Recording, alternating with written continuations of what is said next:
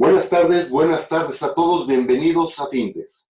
Son las 18 horas, día 1 de agosto, momento de dar inicio al webinar que tenemos preparado en materia de compras y abastecimiento, modelos de integración de proveedores.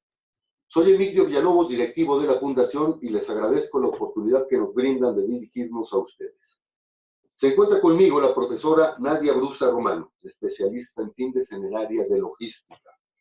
Ella es ingeniera industrial con estudios de maestría en planeación estratégica, certificada en cadenas de suministro y gerencia, con amplia experiencia profesional y docente en el área logística por acepción amplia, tanto en México como en Latinoamérica. Antes de ceder la palabra a Nadia, les invito a que formulen sus preguntas, nos den sus comentarios y sugerencias, y al término de la exposición dispondremos de algunos minutos para atenderles. Nadia, buenas tardes, podemos iniciar. Hola, muy buenas tardes. Es de nuevo un placer compartir con ustedes. Cuando platicamos sobre compra y abastecimiento, necesariamente debemos pensar en contexto, los proveedores y, bueno, por supuesto también una demanda independiente que en algún momento originará todas nuestras operaciones, pudiera ser de comercialización, pudiera ser de manufactura o de otra índole, pero definitivamente debemos pensar en proveedores. Ellos están allá afuera. La colaboración con ellos hace unas décadas no existía, eran una trinchera donde éramos enemigos. Hoy en día hemos ido evolucionando, cambiando, hemos ido manejando modelos e ideas en un principio de interacción, hoy en día hablamos de integración. En este orden de ideas, lo bueno es comenzar pensando un poco en las dificultades y dilemas que normalmente enfrenta la gerencia de suministros, vamos a llamarla de esta manera. ¿Cuáles son, por ejemplo, las fuentes de suministro que satisfacen nuestros objetivos financieros? Una organización con fines de lucro, por supuesto, nos estamos enfocando en eso, tiene objetivos financieros, o al menos debería tenerlos. De allí se desprenden en forma lineal el resto de los objetivos, pero los objetivos financieros relacionados con la rentabilidad, relacionados, por supuesto, con los egresos que implican las compras, pues se pueden alcanzar en mayor o menor grado, dependiendo, por supuesto, del modo como interactuamos con los proveedores a través, pues, de los flujos de dinero, de los flujos de caja que se originan, pero también de la actuación del proveedor. Por ejemplo, tiempos de entrega prolongados, tiempos de entrega o lead times definitivamente erráticos, implican mayor niveles de inventario de seguridad por parte del cliente y, por lo tanto, financieramente se hace menos atractivo. Entonces, pues la respuesta a esta pregunta es bien válida. Otra pregunta: ¿cuáles fuentes satisfacen el nivel de servicio de que los clientes demandan? Entiende ese nivel de servicio, el porcentaje de satisfacción de la demanda que nos comprometemos en cumplir. Por lo tanto, es imposible que tengamos mayor nivel de servicio que el que nos puedan brindar nuestros proveedores, porque simple y llanamente no tendríamos con qué trabajar. Otro dilema interesante: ¿cuál es la combinación de fuentes de suministro que minimiza el costo de aprovisionamiento y que minimiza el costo de manejo de inventarios?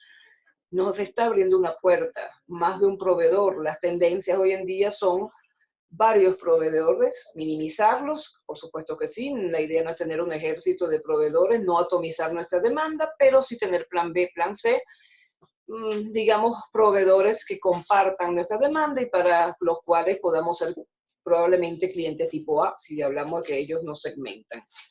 ¿Cuál es la mezcla estratégica de fuentes de abastecimiento? Tiempos de entrega distintos, relaciones precio-valor distintos, sumamente importante, y bueno, no está de más decir que por supuesto hay que evaluarlos. En este orden de ideas,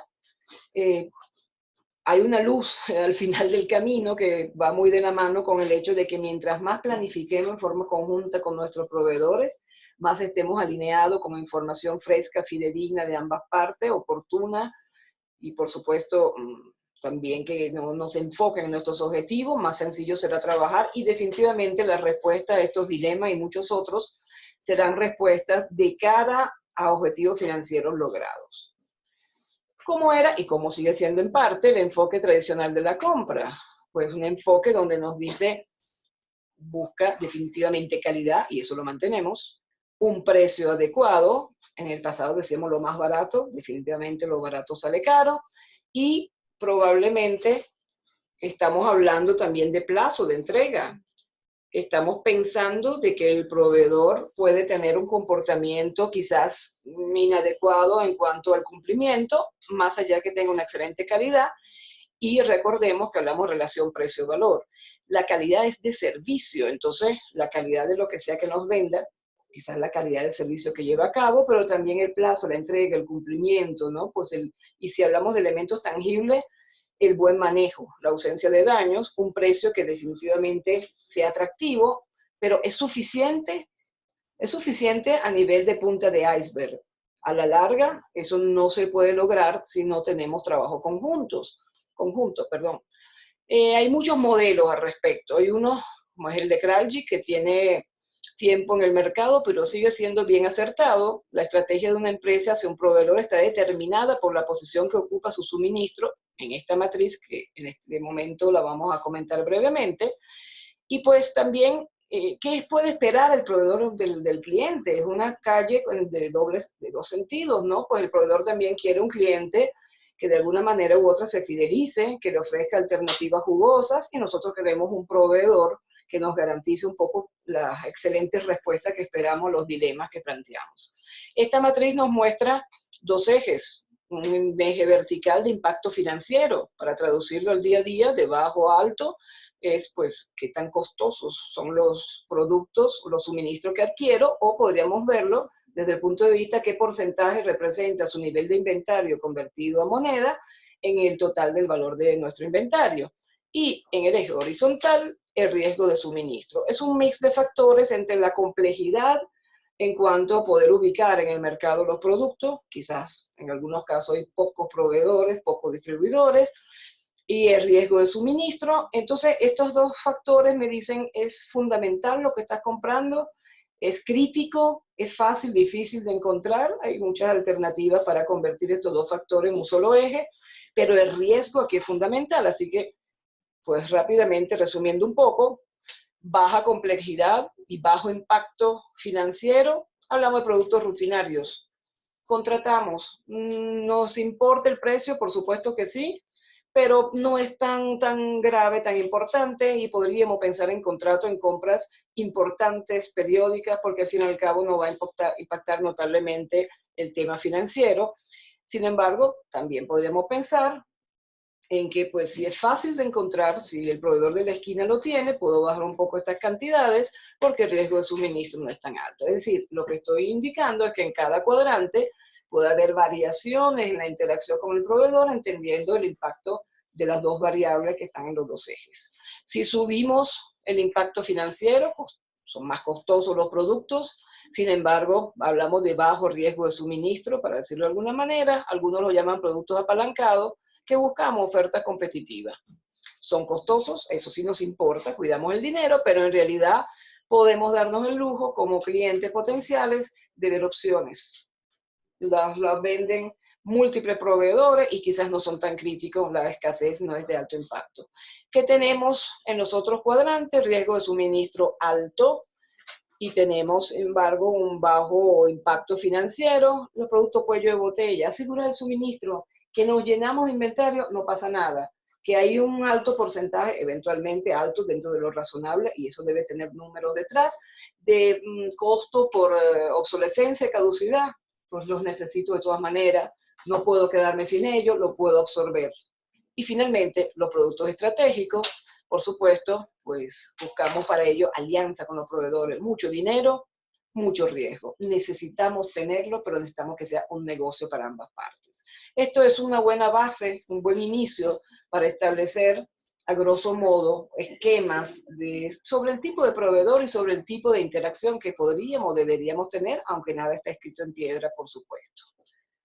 En este orden de ideas, vemos que las relaciones entre proveedor y comprador van desde la compra puntual, pasando por el comercio habitual, pasando ya por el tema de contrato abierto, fijo, ya pasamos a otra etapa, acuerdos, asociación, empresa conjunta.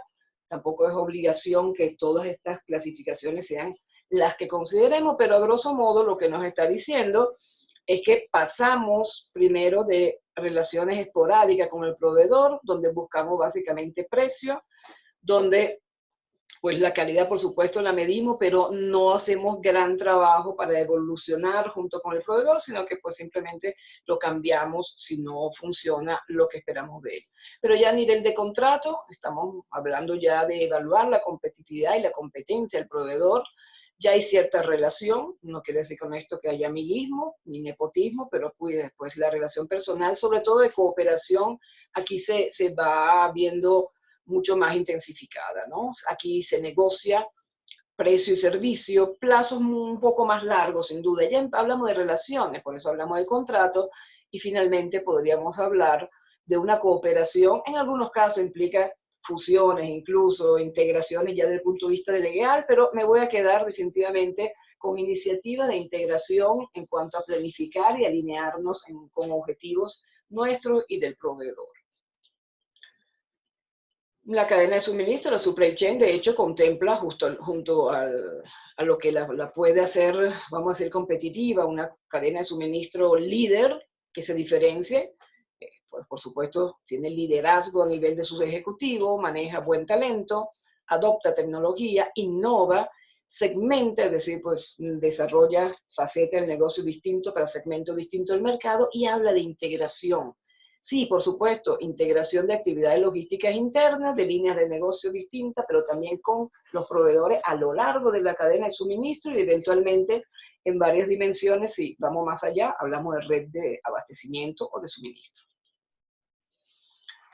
¿Cuál sería un modelo sencillo? Y aquí yo sí considero que menos es más, no tiene que ser complicado, tiene que ser sencillo, escalable. ¿Qué modelo sería uno que pudiéramos sugerir para la integración logística de proveedores y con proveedores? Aquí tenemos uno bastante sencillo, de 4 niveles, y me voy a comentar primero las aristas, por decirlo así.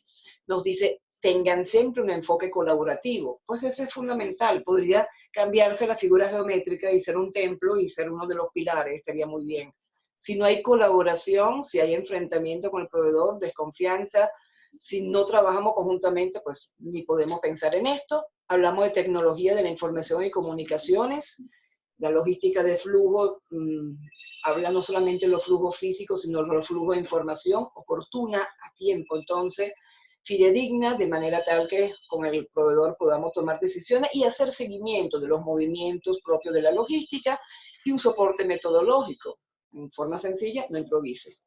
Nivel 1, intercambiamos información, por supuesto, y si hacemos clic con el cuadro anterior, son proveedores que van moviéndose poco a poco dentro de las diferentes maneras como interactuamos, depende en qué parte de la matriz que vimos con anticipación. Antes de comentar estos, se encuentran ubicados, pero todo tiene un proceso. Entonces, primero intercambiamos información, nos entendemos, controlamos en forma sencilla, en forma conjunta, pero después empezamos a integrar la información. Ya incluso a nivel de nube podríamos tener, hay muchos instrumentos hoy en día, información compartida de planeación, ya hablamos de integrar y gestionar procesos. Hay muchas iniciativas hoy en día donde los procesos de pedido, incluso de compra, de planeación, son conjuntos.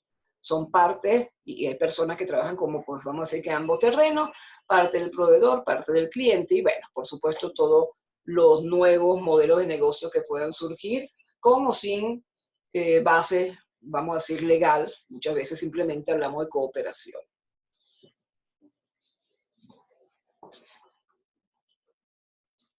Hay muchas iniciativas de integración, muchísimos nombres diferentes. Quizás lo que podemos es rescatar de algunas de ellas, algunos puntos fundamentales.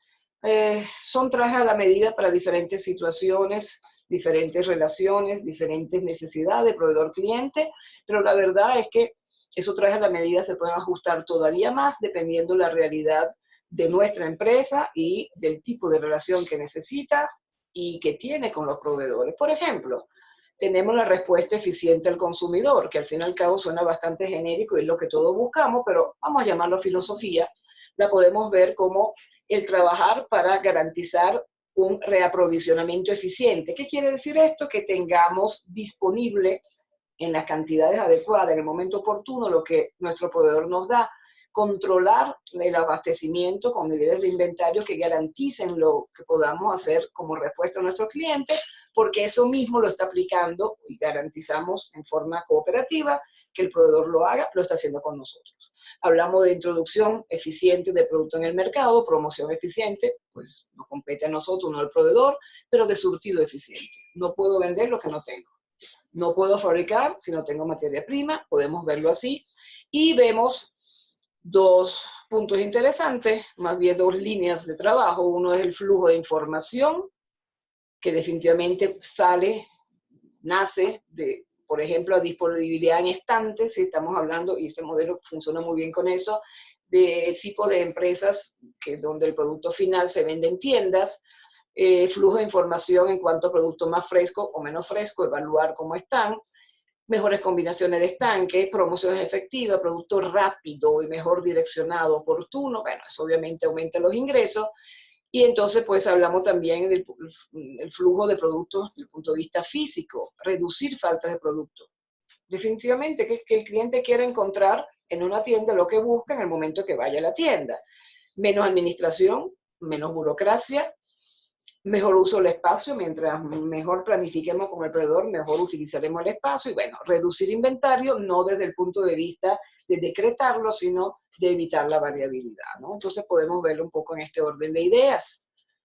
Otra alternativa interesante es el BMI, el inventario gestionado por el vendedor. Lo vemos mucho en los automercados, vemos los representantes de diferentes proveedores, por ejemplo el pan de sándwich, van checando las cantidades que están allí en stock, van quitando aquello que pues quizás está a punto de caducar, reubiquen el producto, abastecen cantidades determinadas, pues los que están gestionando el inventario son precisamente los representantes del proveedor, ¿no? Vamos a decir los vendedores, por decirlo de alguna manera. Entonces, tenemos un proveedor, tenemos un comprador. Como comprador habrá objetivos, habrá restricciones, y deme el proveedor, pero va desarrollando alternativas de buen servicio, de inteligencia de mercado. Tiene técnicas un poco quizás cotidianas como la que yo dije, sin duda bien sustentada en flujo de información con software diverso, eso dependerá el negocio, el giro en el cual nos desempeñamos. Y hay puntos importantes acá, información diaria. Se da sobre todo y también un poco, como decíamos en el modelo anterior, a nivel de tiendas, especialmente a nivel, yo diría más que de tienda, a nivel de automercado, de cadenas y afines, donde la información es de alta rotación también y este reabastecimiento diario, entre comillas, puede ser semanal, puede ser interdiario, va de la mano a la ejecución que lleva a cabo nuestro amigo el proveedor. Entonces, junto con esta información se va diagnosticando si la planificación funciona, medimos el desempeño y se estará evaluando entre ambas partes si los niveles de inventario y la rotación es adecuada. Y bueno, pues hay modelos que lucen más complejos, sin embargo, prácticamente tienen el mismo enfoque como el planeamiento participativo, pronóstico y reabastecimiento. Voy a mirar un poco lo que está aquí en el lado externo. Habla de estrategia y planificación, de lo macro a lo micro, una estrategia conjunta de fabricante, de minorista y de consumidor. Por supuesto, puede haber más eslabones, pero este es un ejemplo. Gestión de oferta y demanda, la ejecución y el análisis. Si no nos medimos, no sabemos si lo estamos haciendo bien o mal. ¿Qué hay alrededor de esto? En el área estratégica, la planificación de parte del fabricante de esa cuenta, de ese macro cliente, planificación del mercado, y ya vamos adentrándonos, acuerdos sobre colaboración, plan comercial conjunto, esa palabra es fundamental. La palabra conjunto nos está diciendo que definitivamente el trabajo colaborativo es necesario. No escondemos información, obvio, información confidencial en ambas partes, pero la que permite trabajar en forma conjunta, incluso en una base de datos conjunta como tal. Hablamos de pronósticos de venta, planificación o planeación, pronóstico de órdenes, generación de órdenes, ya pasamos a la parte de ejecución, el cumplimiento, obviamente es el tema del movimiento a lo largo pues, de esta cadena que va desde el fabricante pasando por el minorista, y bueno, el monitoreo, la medición, la evaluación del desempeño, la gestión de excepciones. Si notamos el consumidor está en el centro, ¿no? Pues por supuesto el fabricante y el minorista, podríamos decir que ya en un nivel más inmediato de cara al consumidor administra estos mismos procesos, ¿no? Administración de vendedores, gestión por categoría, los pronósticos, planificar ya el día a día o el momento oportuno de reabastecer, compras y recompras en la ejecución, la logística de distribución y todo lo que es medición. Estamos hablando entonces de consideraciones conjuntas, una estrategia que compartida y una ejecución también compartida, amén del análisis y por supuesto de la evaluación de estos procesos.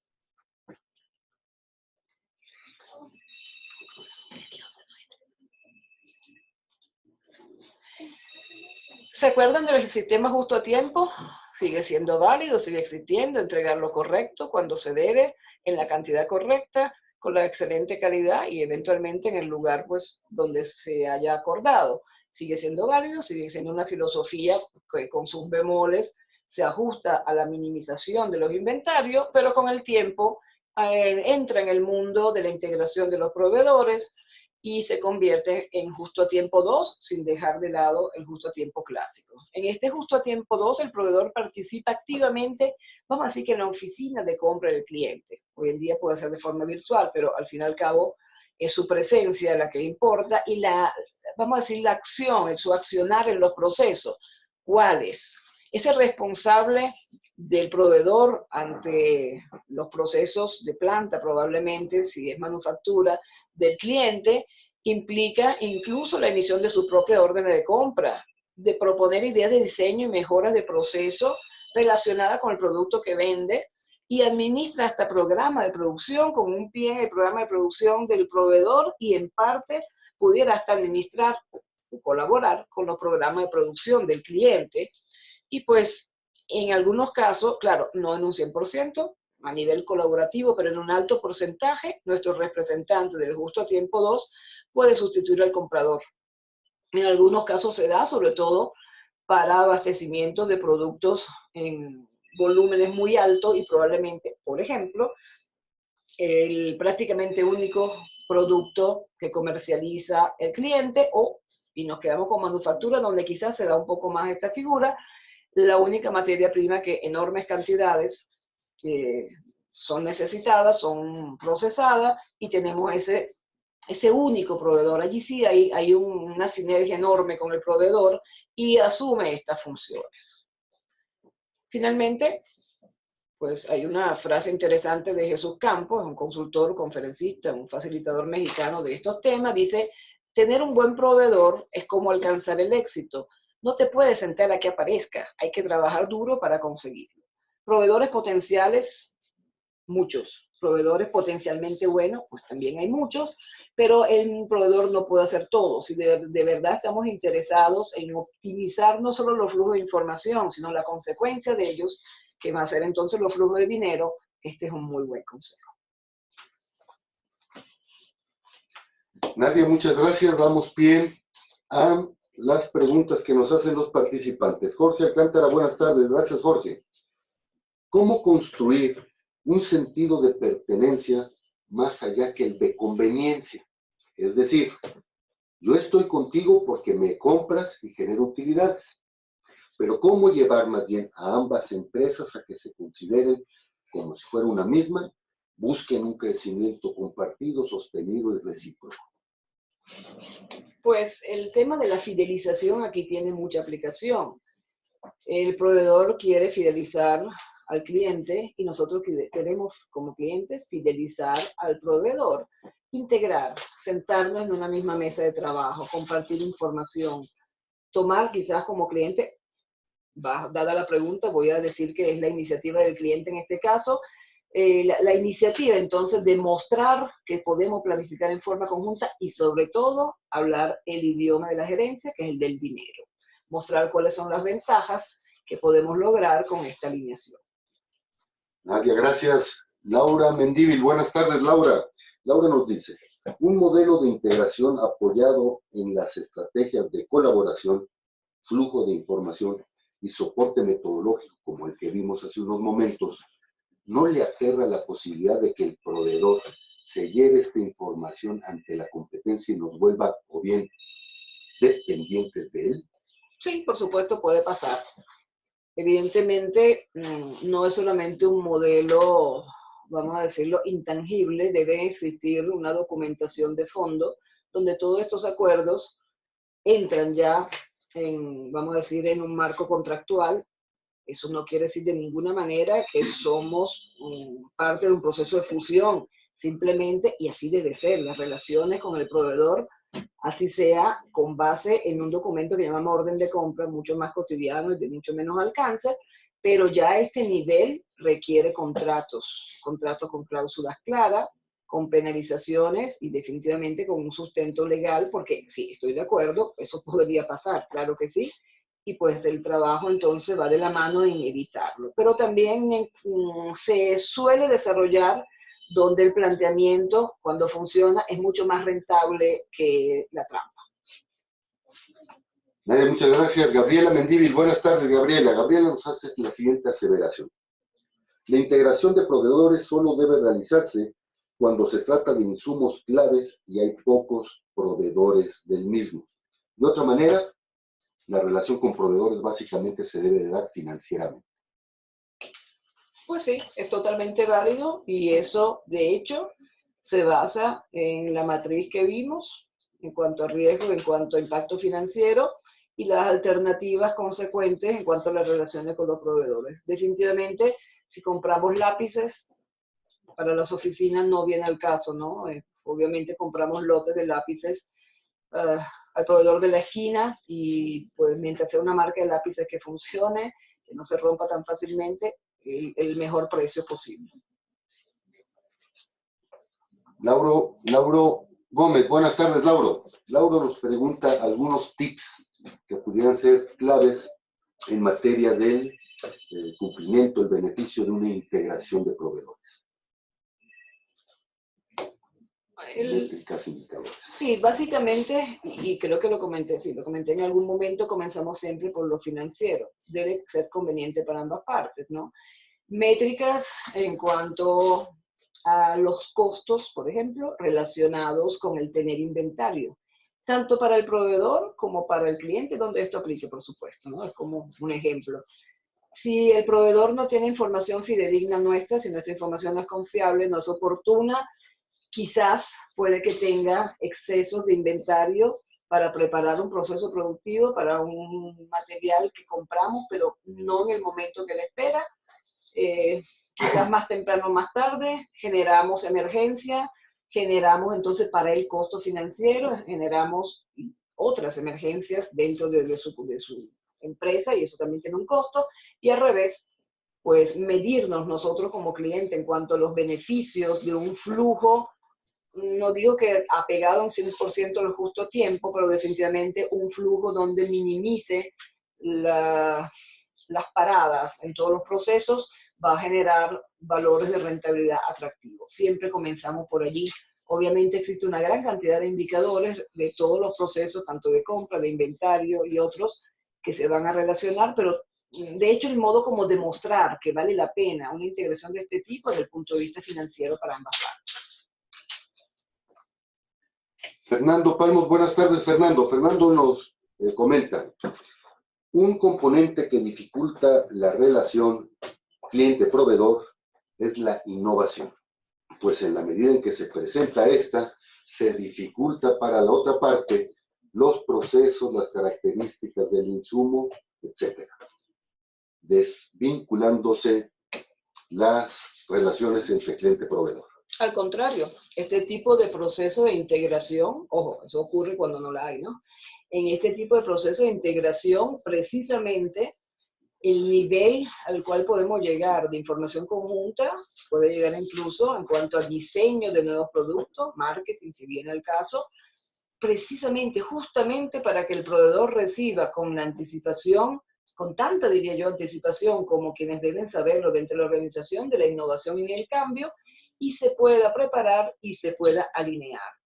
De hecho, uno de los elementos que vimos en alguno de los modelos tenía la palabra innovación incluida, ¿no? La innovación, más bien en este esquema de integración, es una oportunidad de hacerlo con tiempo para ambas partes y que no haya pérdidas, ni tampoco tenga que romperse la relación comercial porque no ha habido la posibilidad de adecuarse a las novedades que requiere el cliente. Gracias, Nadia. Pues bien, antes de culminar la transmisión de este webinario, les recuerdo que todos los jueves a las 18 horas Estaremos abordando diferentes tópicos de interés en el ámbito de los negocios. El jueves 8 de agosto a las 18 horas abordaremos el tema factores de riesgo psicosociológicos en las organizaciones. Los esperamos, inviten a sus compañeros, inviten a sus amigos. Son las 18:30, día 1 de agosto. Damos por concluida la transmisión de este webinario. Muchas gracias. Hasta luego.